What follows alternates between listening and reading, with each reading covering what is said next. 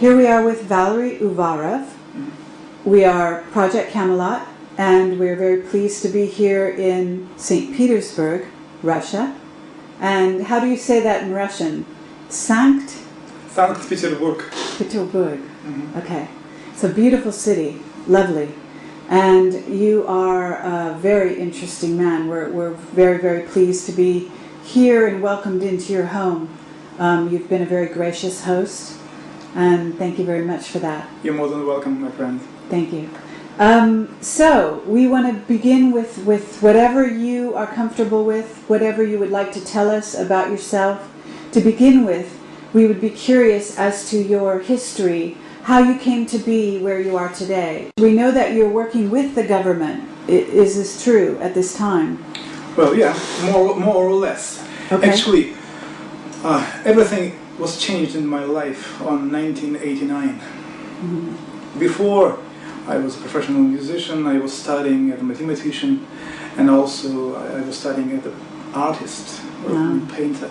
But at that year, when I suddenly noticed that the music I play, the whole life I'm living on, is a little bit different to something that is going on in reality around me.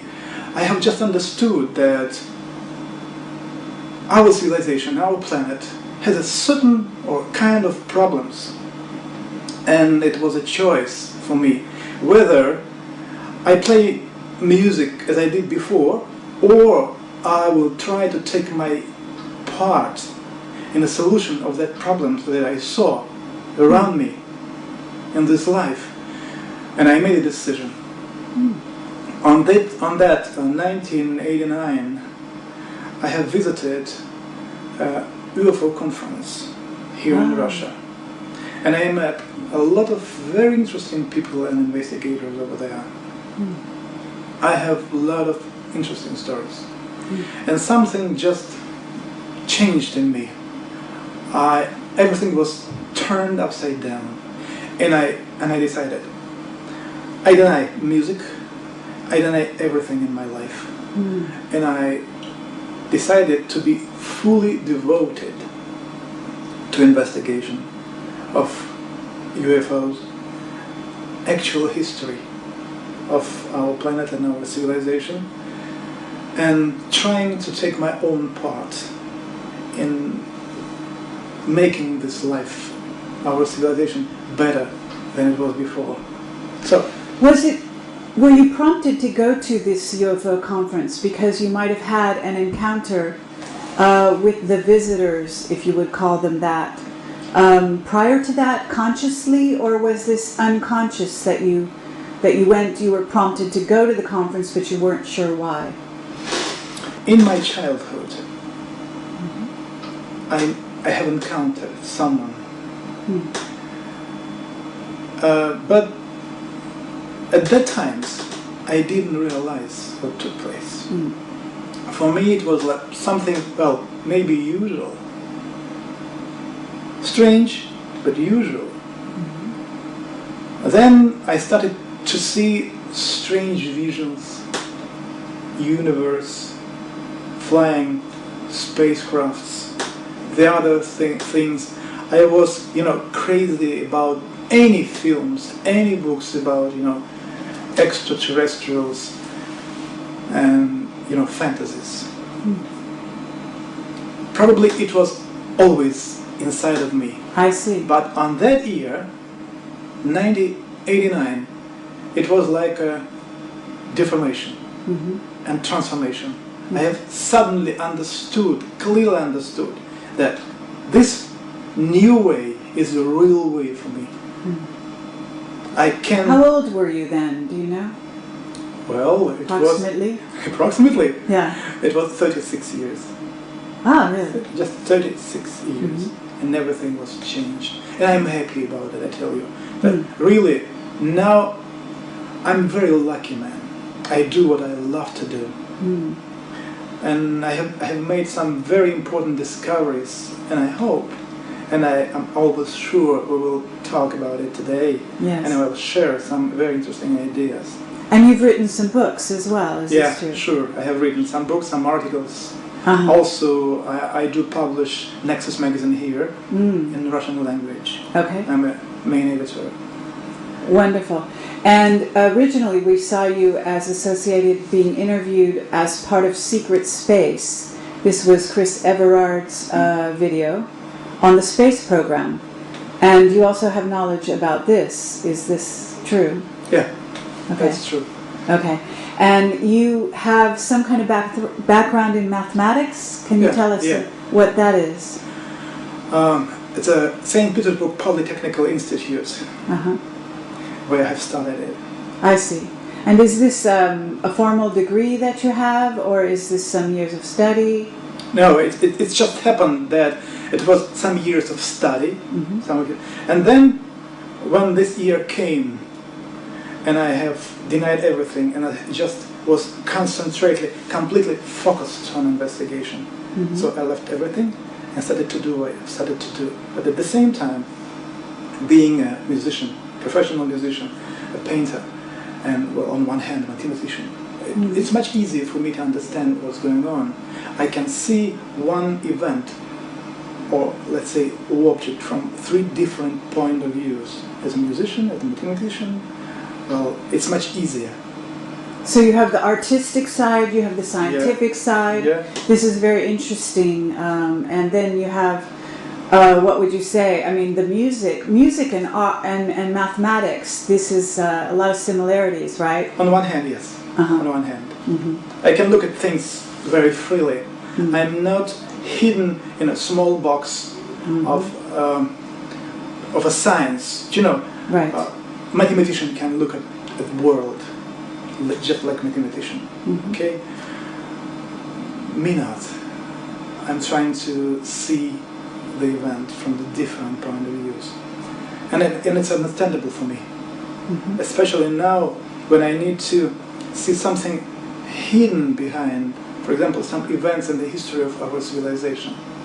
I need to open mind and try to understand what stood behind this event. So I need to have a very broad view, and to be a musician and artist and mathematician, it's very, very useful. Now, your current job or title within the UFO, the government, and do you have a title? You know what I'm saying?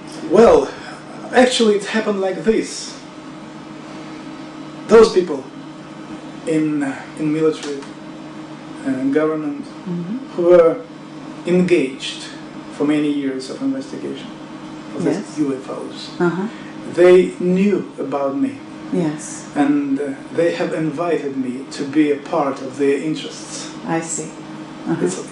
Actually, it was like this. So, and they have invited me, and for example, there is a couple of organizations whose help I use in investigation. I am talking to you openly. I use their help.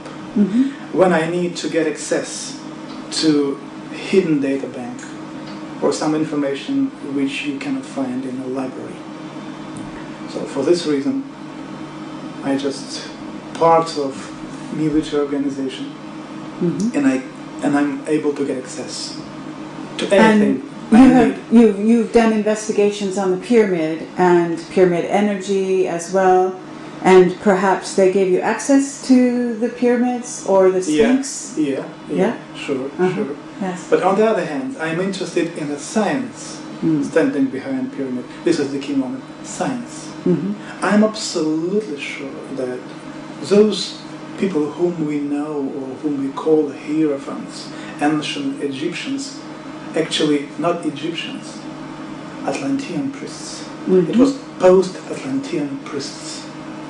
They were scientists of a very, very high level. I'm completely sure about that. And I actually am deeply interested in knowledge which they embodied in pyramids, in the temples, and anything that they have used, first of all, to develop their abilities, energetical abilities, which later on helps to open up supersensitivity on one hand, and then on the other hand clairvoyance. Most of those abilities which they had, and they were very unusual abilities, they were very, very powerful people. Mm-hmm. We now developed in a quite different way. So that's why it was my deepest interest to see what actually they have reached, they have filtered, they have received.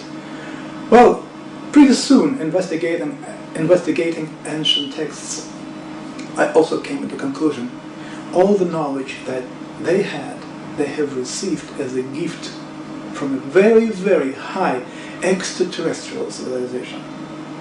And when I understood it, I said, now what I need to do is to try to find any even small piece of that knowledge left anywhere on the wall of a temple, in a pyramid, in an ancient text. I need to fill it out, to gather it here on my table, analyze, and bring the whole knowledge. Mm-hmm. So you started this quest, I assume, after this experience and this realization you had in '89. So now we are in 2007, right? Yeah. So for this number of years, you've been working quite a long time. And you've written books about the pyramids, and you're building a pyramid, I understand. Yeah. Is this correct? Now we're building a big stone pyramid. Okay. According to those knowledge which actually I have received investigating the ancient pyramids of different civilizations.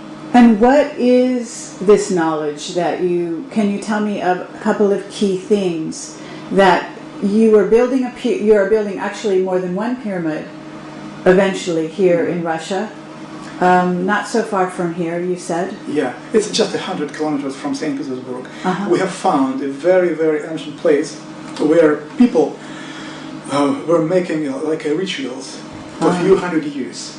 Okay. And it's an earthquake, like a breaking, with a beam of energy getting out of the ground. So actually, I have done everything according to the ancient canon, the knowledge, how it should be done. So we found the right place.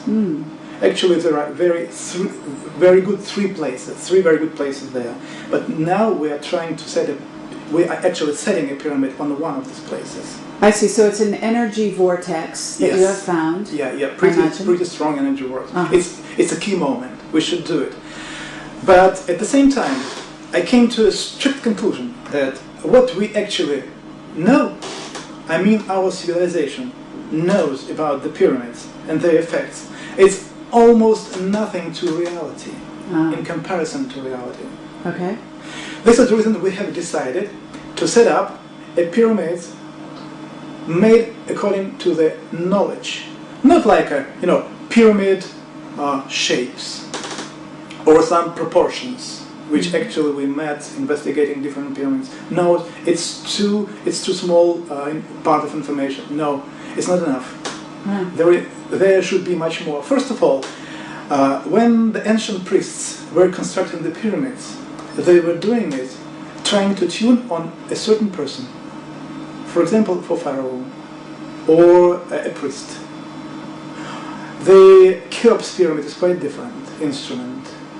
And I was always interested in what knowledge, what made this pyramid a powerful instrument which could not only influence your energetic system, develop your abilities. Mm-hmm. First of all, how to get access, now listen very attentively, to the parallel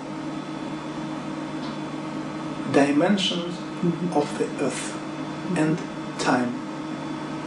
Yes. It's a key moment, because there you can find information about the history of planet Earth, and not only about previous time, also about our future.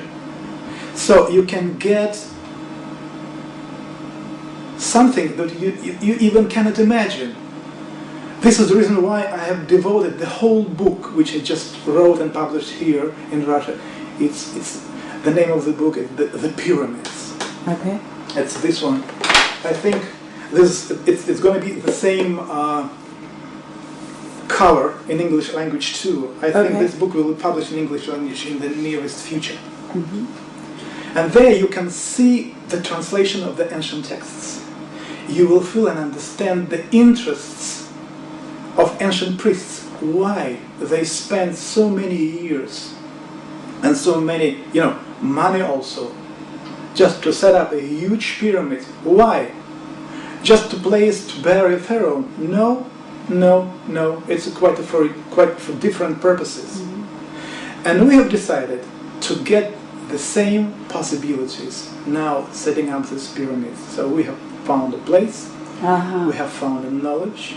Inside of this new pyramid we are constructing now, there will be 25 resonators, so room resonators. Now you see, in the pyramid of Cheops, you know at least 3, okay? 3 rooms. In our pyramid, it will be 25 pyramids. I see. But are you talking about also using the crystals and the power of the crystals? We are going to set up there energy sources. Mm-hmm. Not just crystals, it's energy sources. Okay. Because if you set up a pyramid without energy source, you will never get what you at least imagine to get. The vortex, is this not the energy source, the major? No. No? No, it's just, it's like a gas, okay? It's like a gas, but to get a power out of it, you need a motor. Right. So what I called energy source, it's a device. It's a certain device which you put inside of the pyramid in a certain place, and the pyramid will affect the space and time, making kind of a combustion of space. And here starts something very, very interesting and unusual. So we came to this understanding, and we immediately decided to start construction of the pyramid, and we have started to do this at the end of the last year. And I think that at the end of this October 2007 we will complete construction. Now, have you shared your knowledge with other countries at all? Or is this purely inside Russia? Actually, it's purely inside Russia. Uh-huh. Because this would be very interesting, I'm sure, to most, well, certainly to American researchers, but other countries as well. I love some American researchers, like I love, for example, Graham Hancock, and I love Buell and Gilbert, and many others. I love them very much because they have affected me deeply. I want to say thanks to them for all they have done. And, at the same time, they brought to light, to people, some very unusual ideas, saying that, listen, just look attentively on the pyramids, or look attentively on some other things. They just point out that there is something unusual, but mostly they were not giving an answers. Right. Okay. What I'm doing, I'm trying to give an answers. More or less, I'm lucky to find an answers. And the book, The Pyramids, it's the book having an answers. Now, you mentioned over our short, lovely meal that we had, that you had sort of some interactions with these visitors that kind of guided you on the journey that you're on now. Is this right? Yeah, and gave you sort of some insight into where you should go with this. Yes, on one hand, yes. And you call them, what did you call them? I would call them visitors. Okay. To say extraterrestrials, on one hand, you can call them extraterrestrials. But on the other hand, when you start to understand how actually this space is constructed, you come to understanding that the most, distant place in our galaxy is less than 1 minute to go to the Earth. Less than 1 minute. It means, well, according to what we know about our planet, and in comparison with the period which our civilization is now here on this planet, the people, human people, are visitors here. They are so long, so many times, so many thousands of years here, controlling the situation. So I would say them as those people who is trying to keep the whole situation on the planet in a certain path. So when I met these visitors in my life for the first time, it was pretty long ago. I was in expedition. My first simple question was, well, what are you doing here? As on that moment, as any normal citizens, normal people, even in America, just having ideas about their abilities, they are flying, they have so unusual possibilities. Well, what they're doing here? What is their interest? The answer was pretty simple, and at the same time, this answer just turned up my life. One of those whom I saw said, if you want to understand our interests, you should learn the history of your civilization, your pre-history. Then you will understand our interests. From that moment, I started to do my best investigating the history of our civilization. And now I can tell you, I came to understanding what took place and what their main interest is in. Okay, what is their main interest, do you think? Is it in the future and future events that they feel are coming down? Or is this a genetic interest in our species? First of all, I would like to explain to you that if you want to get just one answer, you will never get the right answer. It's, on one hand, it's pretty complicated. Okay. Then, if you at least would prefer to make a short step forward to understanding, what I would recommend to you is just take, if you can, and understand that there are no past and future. There is only present. Now. What's going on now? For me, at the beginning, it was like nothing. I thought, what it means? Not past, there is no future, everything is going on now. I had to investigate and to be inside of this, situation for a pretty long time. And then, when I understood how it works, and it's really so, then you start to deeply understand that if you plan, if you want to change the planet, the humanity, actually something for better, develop it in a right way, you need to know what took place over there. And at the same time, you need to know what will happen for us in our future. But as soon as this future for us is actually already taking place now. So, from your future, you can go and get into contact with you in the past. Just to help yourself to change something in your life in the past for better. Then, if something will happen different, your present will be changed. And future will be changed for better. It's only one way. So what they are doing here, they are trying to keep and to somehow control these multiple dimension events of our life, so that we would understood how it's all constructed. They never interfered. They only can give you just a small, tiny idea. So just a hint. And then, if you are a right person, you should understand what you will do then will be your personal responsibility. for the future. It's not like this, like some teachers or people say, well, extraterrestrials and gods, they are so perfect, they will control me. Even if I will make a mistake, they will help me to correct my mistakes. And no, it's not, in reality, it's not like this. What they can do is just to give some hints. But then you take your own personal responsibility.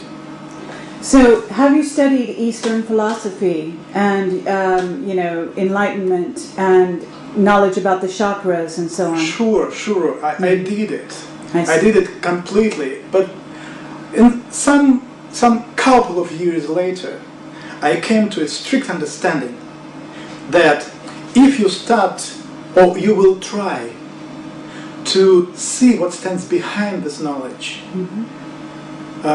using the knowledge, for example, of Buddhism or Hinduism, you will never ever get reality. It's impossible, because in the way, in the form which you can use and understand, this knowledge stayed, I usually say, alive only in Egypt. Only in Egypt. And in my book I'm showing these texts. If you take Hinduism or Eastern tradition, it's so deformed, it's so already turned in different parts and pieces, you will never ever get the understanding of reality. This is the reason why I deeply dived, I would say, in Egyptology, working with text, because there you can see the beginning of the whole story. And in this book, for example, I gave already this very, very old knowledge that was named or called in ancient times Kabbalah-on.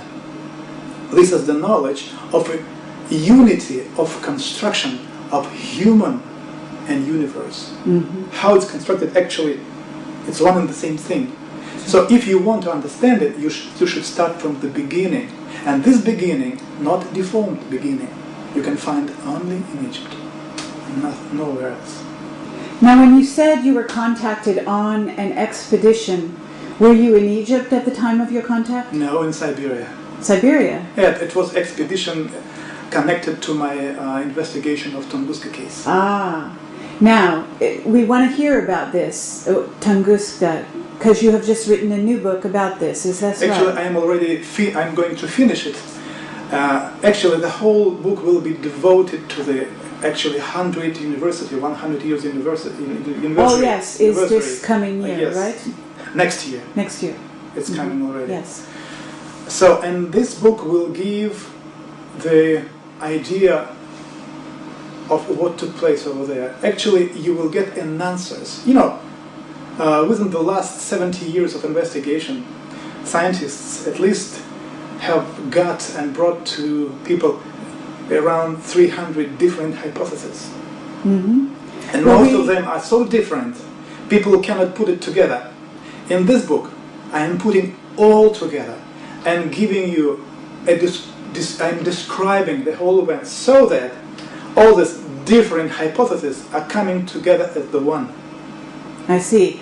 We met with a scientist, and Bill, perhaps you could explain his point of view yesterday. Yeah, we met Chernobrov. with Chernobrov, and we asked him about Tunguska, and he said that there was a similar event that happened near Lake Baikal much more recently. Yeah. And he felt that the traces of radioactivity that were detected in the Tunguska region could be explained by this being the impact of a comet. And he felt that some of the radioactive isotopes that were discovered there actually are present in comets. And he felt that the Baikal incident suggested that was a reasonable hypothesis. He was very careful not to present conclusions about it, but that's what he felt his best guess was. I know. We welcome your I know this. So Absolutely. does he agree, or do you agree with him, or is your understanding different, or? To say agree or not agree, it wouldn't give you a right approach, my Okay. own approach.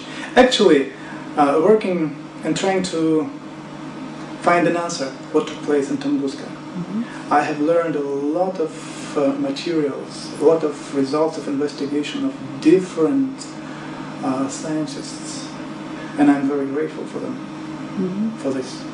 They gave me a lot of information. I would never do it myself, never. But at the same time, when I came to understanding what took place there, and what is critically important is that people have described and explained what took place in Tunguska, or I mean this event. They gave this answer in a few years of this event. Actually, they did it almost immediately. The problem was that when scientists representing different fields of science came to Tunguska and started to ask witnesses what they saw, they naturally just took the whole story in small pieces, because those people who had a botanic education, they tried to explain the event from their point of view. Astronomers, they tried to explain events like comet or meteorite. Geologists, they gave their own understanding. So they tear up the whole story into small pieces. More than 300 small pieces. Okay. But at the same time, you should understand, because that event was the one event. And there is only one truth stands behind it. And actually, if you would just ask yourself, you would agree that something, well, on one hand, pretty simple took place, which we cannot see because all traces are there. In Tunguska area, everything is there. And if we do not see these traces, it doesn't mean that something else took place there. The whole story, the whole explanation, on the one hand, is out of even possibility for human people to accept their reality. Okay. What I would say at the beginning now, shortly, that was meteorite. Okay. Yes, that was meteorite. But this meteorite was carrying a dangerous bacteria. And somebody shut it down, destroyed it, as they did it many, many times. And they do it each century for a few times. When I was investigating, the documents, I found a very interesting story. Listen. Shortly, when Stalin have learned about the Tunguska case, and especially Lavrentiy Beria, it's a very, very special man who was subjected to investigate and to influence development of nuclear weapons in Russia at that time. He has gotten information about unusual event, very looking like a nuclear explosion, but took place in 1908. So when they have investigated pictures, they sent an expedition, military expedition, to that area. And this military expedition was, well, in a civil dresses. They had only one task: to gather information. And now look, when they asked some people in the area of explosion, people said,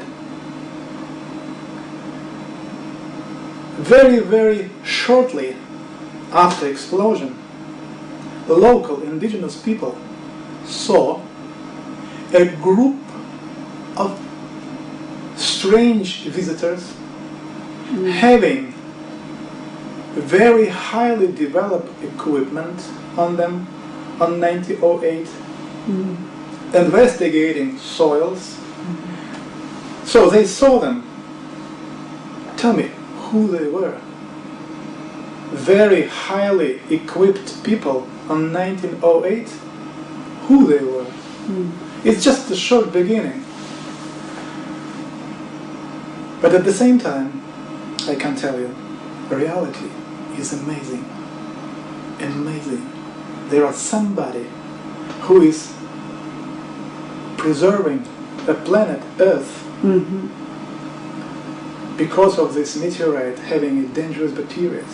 I see. Somebody have created, like a constructed, what I personally call like an installation. Part of this installation is in Siberia, and it's active. On the other hand, and I'm very sorry about it, one of the device having close connection to this installation is situated in China, and China already found it, and they are investigating it. Are you saying they have something that contains this bacteria? No, they are investigating a part of equipment that was shooting down meteorites. So is this the visitors? This is the visitors' equipment, is it not? Yes. I know exactly. They found it, and they do investigate it already. Right. And in the nearest future, you will be a witness of a jump of, development of some technologies in China. Okay. Much more, the advanced that you even can imagine. Unfortunately, they do it, investigation in Russia. No, still not. How did you find this out, though? Can you tell us? Well, if you will, if you will allow me, I will keep it. Okay. Okay. But believe me, interesting. they already do. Okay, this is. We have a lot of this material over Siberia. A lot. I would say thousands of tons of these materials. But our science and representatives of our science, they do not interested at all. I see. Really? No. Well, now, when your book is released, it's not yet released here. Is that correct? About Tunguska case. Yes. It will be released next year. Okay. So once your book comes out, perhaps this will change. I'm not sure about this. No? No. This is the reason why what I do plan personally. I want to organize some expedition, 1 or 2 expeditions, international expeditions. Fabulous. Some people from America, Russia, Germany, Australia move there, so that when it will happen, it should be under a reasonable control of humanity. I see. Because there, just at this particular moment, just believe me. You have nothing to do just to believe me. The technology there at the moment is so developed, you even cannot imagine. Okay, now I have a jump for you, because you said also during our dinner conversation that there were 3 events that were, I guess, meteors that had hit this planet at different periods of time in history and changed our planet. Can you tell us a little bit about that? And then you said Tunguska was a tiny event in relation to these bigger events. Sure. If you just read materials brought forward to people by astronomers about asteroids defense system, which actually Americans are working over, you will find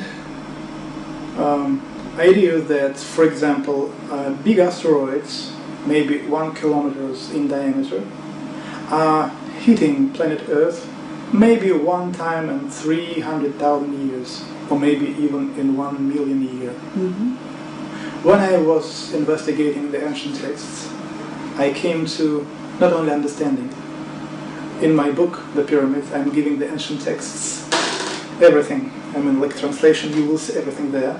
That the asteroids with a diameter more than 1 kilometer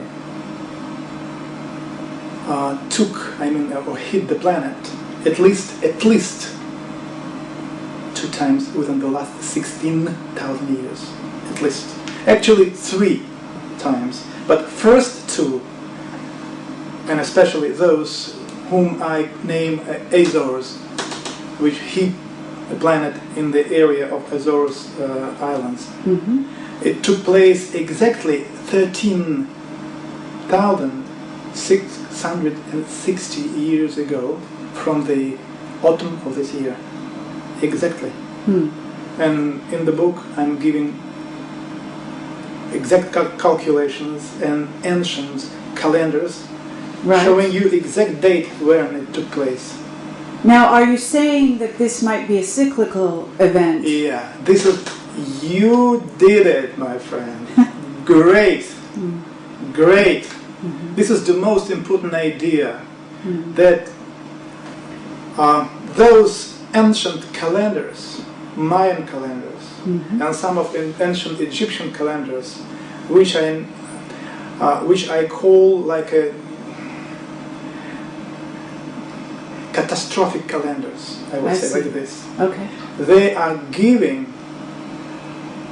information about the periods when huge asteroids are hitting the planet Earth. And those ancient hierophants, they were trying to bring or to give or to leave for following future people information that in a certain moment a following asteroid will hit the planet. You should be ready for this. Otherwise, people can be, So killed. you are, so to jump from here, we can say that there is another event scheduled sometime in our future in which this may occur again. I would say that the most interesting and unusual event, which is ahead of us and very close, very, very close to us. And are you saying the Mayan calendar 2012? Right. Around this time? Yes. Now, is it your understanding? I don't know if you've studied the work of Zecharia Sitchin. Yeah, I know his work very, very good. And are you talking about the return of Planet X? Are you talking about the dwarf, the brown dwarf, which is talked about by scientists because we have some contacts who are talking about what they call a brown dwarf, with a planet that is accompanying it in a circular orbit. This orbit being a very long, elongated 26,000 I know years. This is not what you're theory, saying? very, very good. Yes. No, the reality is quite different. Okay. Again and again and again, even now, at this moment, I would like to repeat again. What I'm working with are the ancient texts, Yes. which you can use and read and interpret. These ancient texts say that 13,660 years ago, when Azores asteroid hit the planet Earth lost its orbit and started to fly away from the sun. Somebody whom we call now as the curators, somebody took a huge part of destroyed planet Moloch, which this huge part of this planet now we name a moon. And this ancient text, Egyptian texts, give you exact description, so that somebody took this huge part, or this piece, took it into magnetic field of the planet Earth, increased the mass of the planet Earth, and fixed the planet where it is now. Before, planet Earth was moving around the Sun with a period of 360 days. When it moved away from the Sun, it was fixed there with the help of the Moon. Now we have 365 days. So, right after that, they have created Venus and put Venus where it is now, ancient texts. Even Mayan calendar said that the Venus was created 3,113 years before Christ. Okay? Okay. So with everything we heard. But what took place also? Those who were living on Mars, and ancient texts say exactly, those who gave the knowledge to the previous civilization, they were from Mars and Marduk. But now we see these planets are, Marduk is destroyed, we have an asteroid belt around, no planet. I see. Mars was attacked by asteroids, lost its atmosphere, moved away from its original place, but that somebody have fixated him. Also, it's there.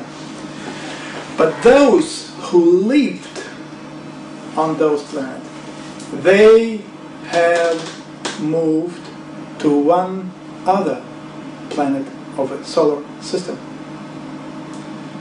I don't know how, but the idea is that this planet now is on the same orbit as the Earth, but right behind the Sun.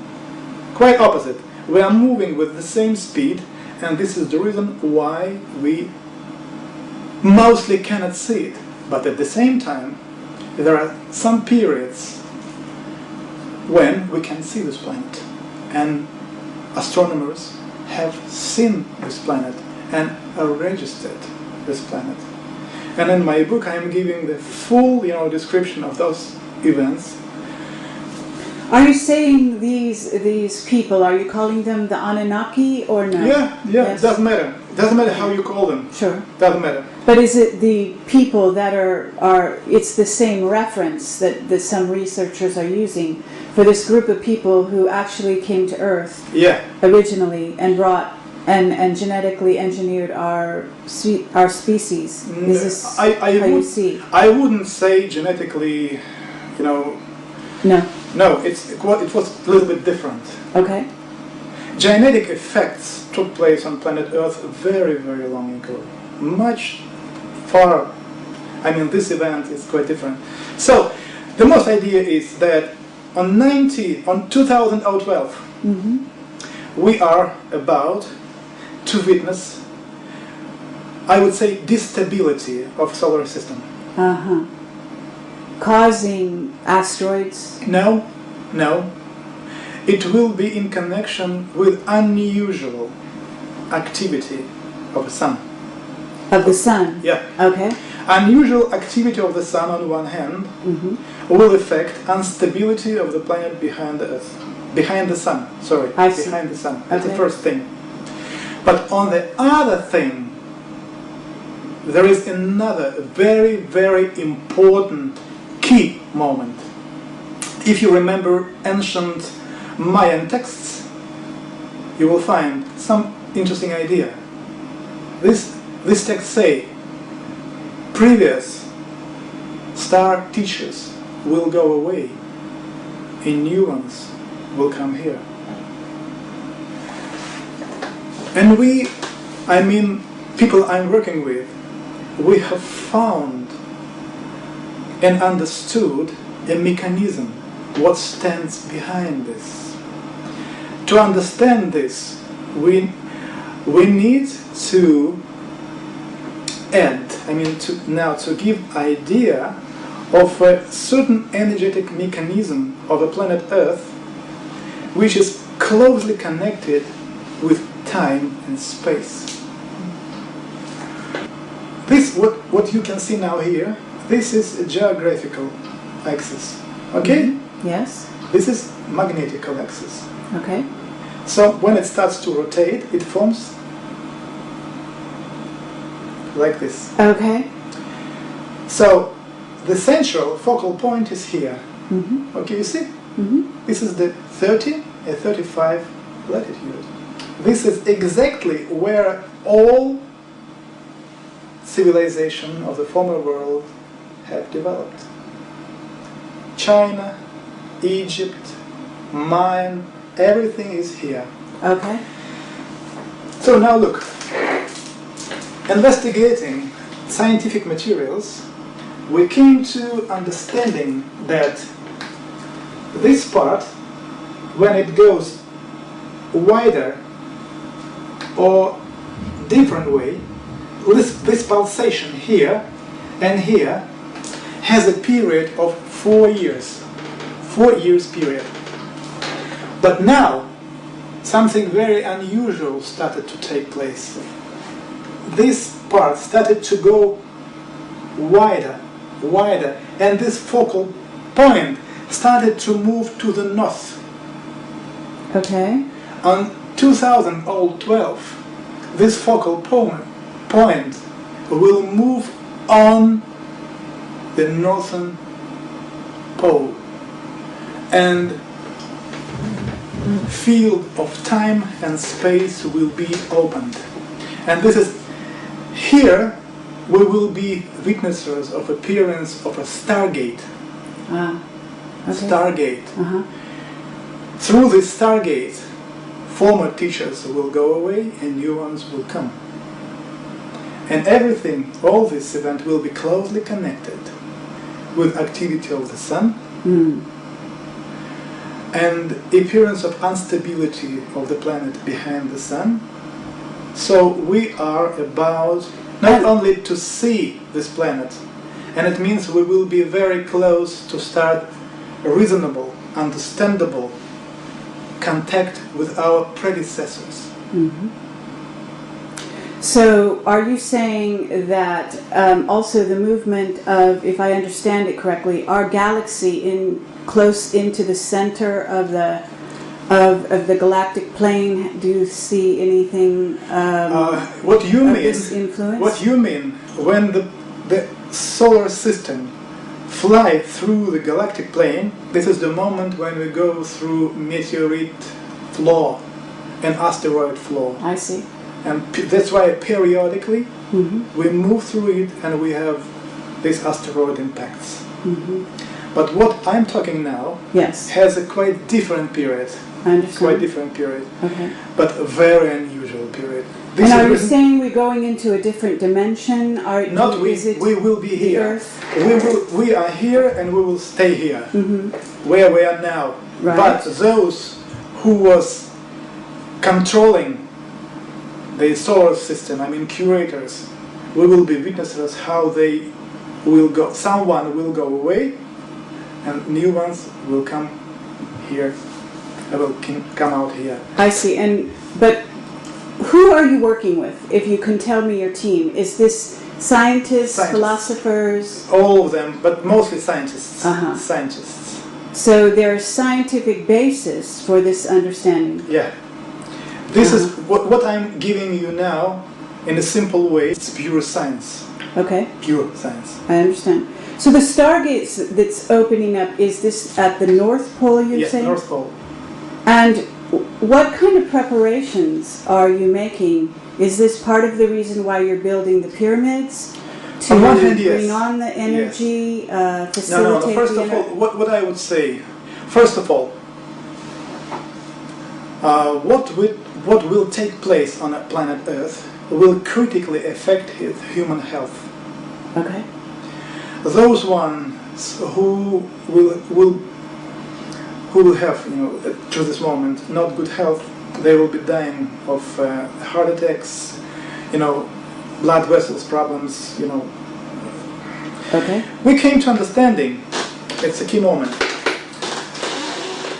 those people who is developing inner abilities, energetic abilities, Mm-hmm. clairvoyance, Mm-hmm. something like this.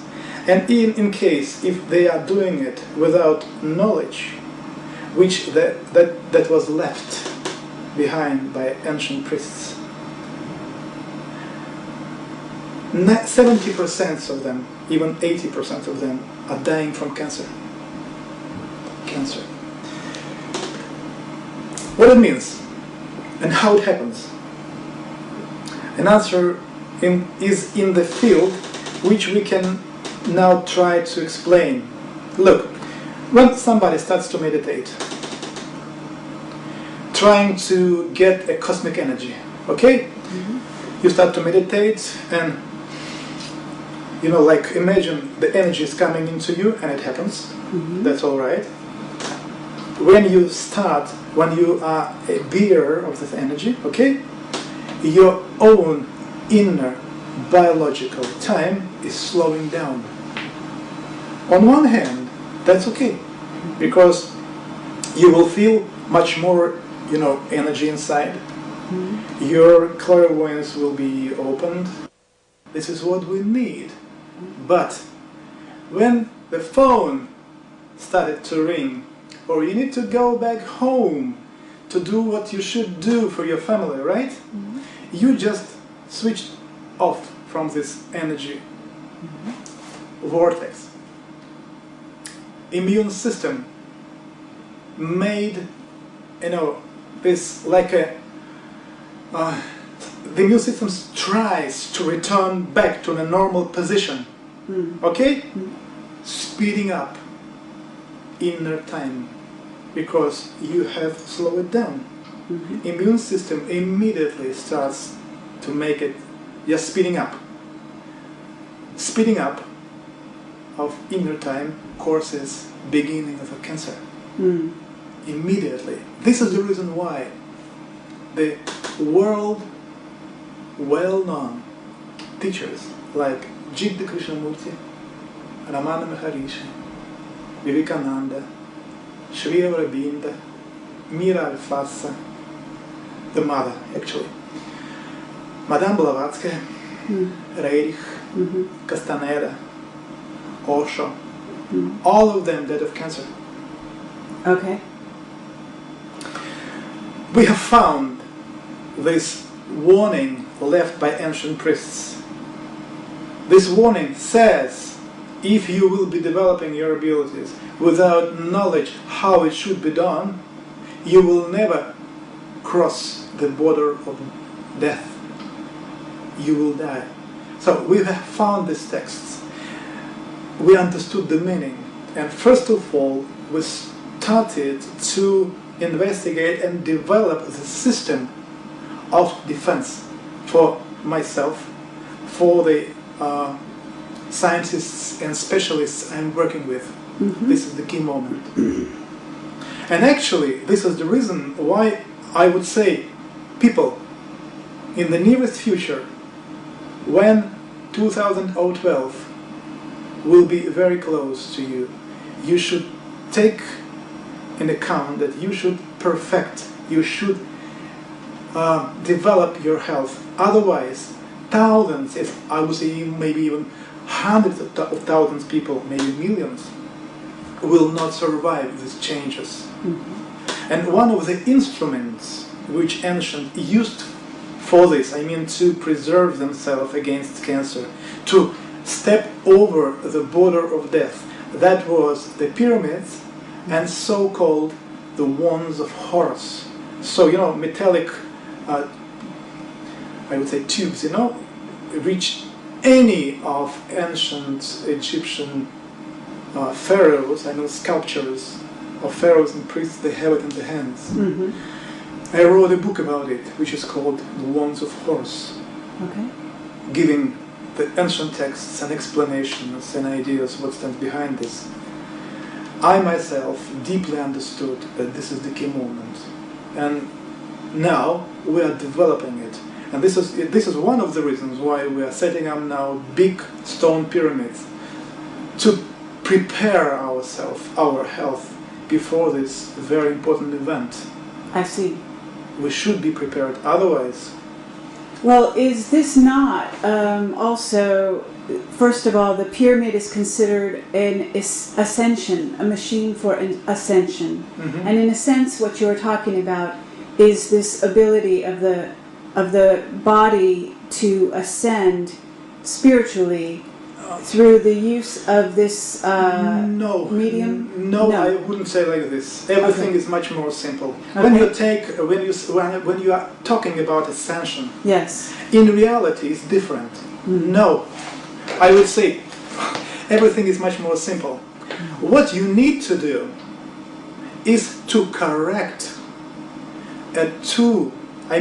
two flaws of time, which actually we call like yin yang ba ka. Sure. We think, everybody think that according to Western tradition, Eastern tradition, sorry, it's like a human beginning, male beginning, female beginning, or something like this, and we should balance these powers, and then, well, everything will be okay, no illnesses. Said, on one hand, that's more or less true, but the reality is quite different. These yin yang are two flaws of time moving to each other. Mm-hmm. So, if these flaws of time are balanced inside of you, you get a very interesting effect. You conservate your biological time. And then you can live 100 years, 200 years, 500 years, 1,000 years, no problem. But it should be balanced. Mm-hmm. Time. Pyramid is correcting time. Yes. Biological time in a human being. But this is the triangle. The top point of the triangle symbolizes this unity. It means that you are talking just about symbolism. Sure. I'm talking about mechanism. I understand. It's a different Yes. thing. Sure, human being one thing, power another thing, and third one, it's a Baka, human being, Trinity. It's like a plus and minus in electricity. If you take plus and minus, immediately interaction between them starts. Yes. Three. Right. Okay? Right. It's a principle. Yes. So this triangle is not nothing else than the symbol of principle. Yes. But we are talking about mechanism. Mm-hmm. How to use, not a symbol. The symbol you can put here and walk around. But at the same time, if you have the symbol here, it doesn't mean that your inner time is balanced. No, completely no. Mm-hmm. We need to balance it. What For is this, your we need plan? to use- What is your plan for going into the pyramid, using the pyramid to help balance this? It's not only just to go there Mm-hmm. and to balance it. On one hand, yes. Mm-hmm. On the other hand, it's a practice. We are developing the practice. As soon or as long as we read some texts, ancient texts, we came to understanding how it works. Immediately we started, or we tried, to set up a pyramid and to use it. Mm-hmm. We made it. Mm-hmm. And we saw the results, very interesting results. Now we want to develop it. To develop it, we need a real instrument, a real pyramid. Not like, for example, are done now in Russia by Alexander Golod.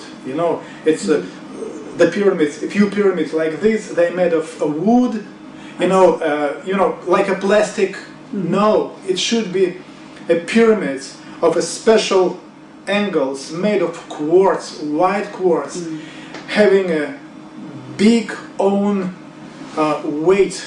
It should be a very, very big one, so that its own frequency would be lower and equal or somehow resonatable with the frequency on a lower level with the planet Earth. So we are connecting the pulsation, the most important pulsation, I call it like heartbeating of the planet Earth, to pyramids. So when they start to work together, inside of this field, human being just transformed unbelievably. So we need to do it, and then we can make it. Otherwise, we'll be just talking stories, just ideas. So if you build these pyramids in this one place, is it your suggestion that eventually more pyramids are built? It would be great. On the planet? Yeah, at least we are going here in Russia to set up more pyramids. Now we will be setting up at a certain area where we work now at least 2 pyramids or 3. And at the same time we are now planning to set up a complex of pyramids which will be having 9 pyramids. A complex of 9 pyramids. Sure, if we set up some complexes around the world, as ancient text says, energetic capacities of the planet positively affecting growing of a human consciousness it will happen. It's a key moment. You cannot do it the other way. So if you want to develop it and to stimulate it, the pyramids is key moments. But the pyramids should be set up all over the planet. Now, what about the indigo children? We interviewed Boriska a few days ago, and he has recall, as you know, having been in Nexus magazine, and you know about the article that was written about him, and he has recall of his past life on Mars, and he talked about the wars that went on, and then he talks about, he's basically coming here as a young child with total recall. Is there something that you know about these little children that are being born now that you see, in a sense, are balancing already these key elements of the positive and negative, so that they almost don't necessarily need the pyramid to be there already? Do you understand what I'm saying? Yeah, I understand clearly. And have you thought about this? This is the reason why I say pyramid have been and will be the key moments. Key moments. What about the people having these possibilities? Actually, there are much more people having these possibilities that you even can imagine. But unfortunately, most of them are not able to develop further on a higher level.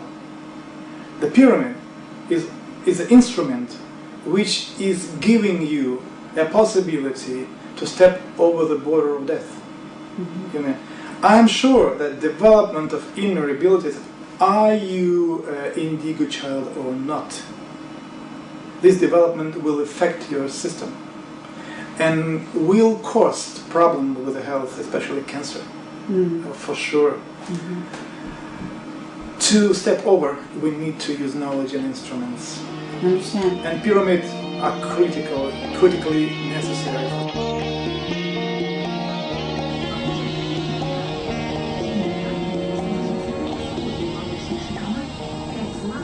И много-много молока, поэтому он так хорошо подходит для подзарядки. Киндер-кантри, сила сладкой, энергия молока. Когда блеск моих волос такой страшный, я чувствую себя